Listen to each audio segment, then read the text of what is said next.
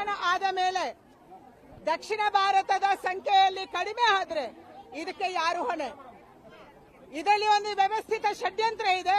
ದಕ್ಷಿಣ ಭಾರತದ ಜನಸಂಖ್ಯೆ ಕಡಿಮೆ ಆಗಿ ಸೆನ್ಸಸ್ ಅಲ್ಲಿ ಕಡಿಮೆ ಸೀಟ್ ಬಂದ್ರೆ ಉತ್ತರ ಭಾರತ ದಕ್ಷಿಣ ಭಾರತಕ್ಕೆ ಅನ್ಯಾಯ ಮಾಡಿತು ಅನ್ನುವಂತ ಒಂದು ದಂಗೆಯನ್ನು ಎಬ್ಬಿಸುವಂತ ವ್ಯವಸ್ಥಿತ ಷಡ್ಯಂತ್ರವನ್ನ ಇಂಡಿ ಅಲಯನ್ಸ್ ಮಾಡ್ತಾ ಇದ್ದಾರೆ. ಇದಕ್ಕೆ ಅವಕಾಶ ಸಿಗಬಾರ್ದು.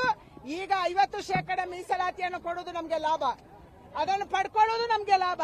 ಯಾಕೆಂದ್ರೆ 28 ಇದ್ದಂತ ಸೀಟ್ 14 ಹೆಚ್ಚಾಗುತ್ತೆ, 42 ಆಗುತ್ತೆ. ತಮಿಳುನಾಡಲ್ಲಿ 39 ಇದ್ದಿದ್ದು 59 ಆಗುತ್ತೆ. ಇದರಿಂದ ದಕ್ಷಿಣ ಭಾರತಕ್ಕೆ ಲಾಭ ಇದೆ. ಅದಕ್ಕಾಗಿ ದಕ್ಷಿಣ ಭಾರತ ಉತ್ತರ ಭಾರತ ಅನ್ನುವಂಥದ್ದರ ಒಡೆದಾಡಿಸುವುದಕ್ಕಾಗಿ ಇಂಡಿಯಾ ಅಲಯನ್ಸ್ ವ್ಯವಸ್ಥಿತ ಷಡ್ಯಂತ್ರದ ಮೂಲಕ ಇವತ್ತು ಈ ಬಿಲ್ ಅನ್ನ ಸೋಲಿಸಿದೆ. ಬರುವಂತ ದಿನದಲ್ಲಿ ಈ ಬಿಲ್ ಪಾಸ್ ಆಗೇ ಆಗುತ್ತೆ ಅನ್ನುವಂತ ವಿಶ್ವಾಸ ನಮಗಿದೆ. ಡಿಲಿಮಿಟೇಷನ್ ಆದ ಮೇಲೆ ದಕ್ಷಿಣ ಭಾರತದ ಸಂಖ್ಯೆಯಲ್ಲಿ ಕಡಿಮೆ ಆದ್ರೆ ಇದಕ್ಕೆ ಯಾರು ಹೊಣೆ? ಇದರಲ್ಲಿ ಒಂದು ವ್ಯವಸ್ಥಿತ ಷಡ್ಯಂತ್ರ ಇದೆ.